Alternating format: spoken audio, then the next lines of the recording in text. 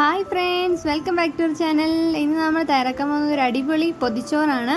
അപ്പം നമ്മുടെ പഴമയൊക്കെ വിളിച്ചോതുന്ന നമ്മുടെ അടിപൊളി അസാധ്യ രുചിയുള്ള പൊതിച്ചോറ് എങ്ങനെ തയ്യാറാക്കാൻ നോക്കാം.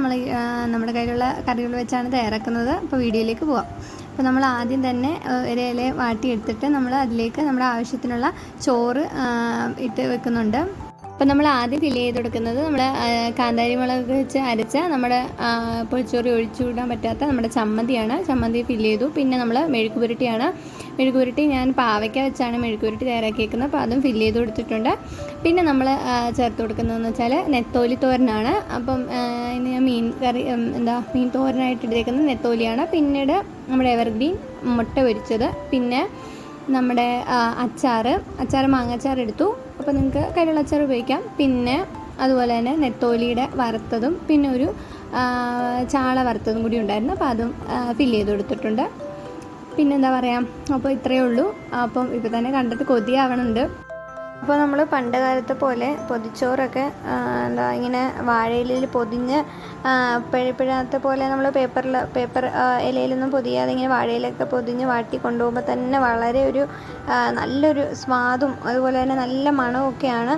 അപ്പോൾ അതിൻ്റെ പ്രത്യേക സ്വാദാണ് നമ്മുടെ ഈ പൊതിച്ചോറെന്ന് പറയുമ്പോൾ തന്നെ.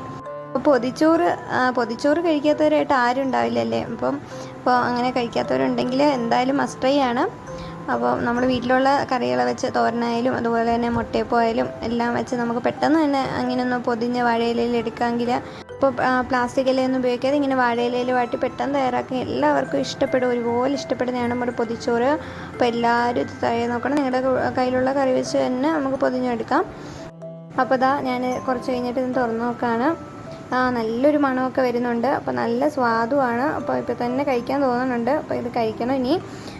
അപ്പോൾ എന്താ പറയുക, അപ്പോൾ എല്ലാവരും ഇത് ട്രൈ ചെയ്ത് നോക്കുക.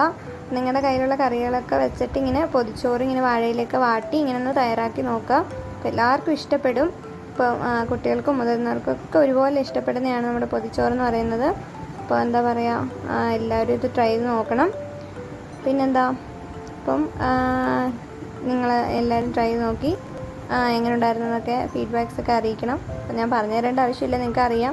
എന്നാലും നമ്മളൊരു വീഡിയോ ആയിട്ട് ഇട്ടതാണ് ഇങ്ങനെ പൊതിച്ചോറ് തയ്യാറാക്കുന്നത്. അപ്പോൾ നമ്മുടെ ചാനൽ ഇതുവരെ കാണാത്തവരുണ്ടെങ്കിൽ നമ്മുടെ ചാനൽ കയറി നോക്കുക. വീഡിയോസൊക്കെ ഇഷ്ടപ്പെടുകയാണെങ്കിൽ ലൈക്ക് ചെയ്യുക, ഷെയർ ചെയ്യുക, സബ്സ്ക്രൈബ് ചെയ്യുക. കൂടെ തന്നെ ബെൽ ബട്ടൺ എനേബിൾ ചെയ്യുക. എന്നാൽ മാത്രമേ ഞാൻ ഫ്യൂച്ചറിൽ ഇടുന്ന വീഡിയോസൊക്കെ നിങ്ങൾക്ക് നോട്ടിഫിക്കേഷനായിട്ട് വരത്തുള്ളൂ. അപ്പം ഇതുപോലത്തുള്ള നല്ല വെറൈറ്റി വീഡിയോസിന് വേണ്ടി എല്ലാവരും കാത്തിരിക്കുക. അപ്പോൾ അടുത്തൊരു വീഡിയോ കാണുന്നവരെ എല്ലാവർക്കും ടാറ്റാ.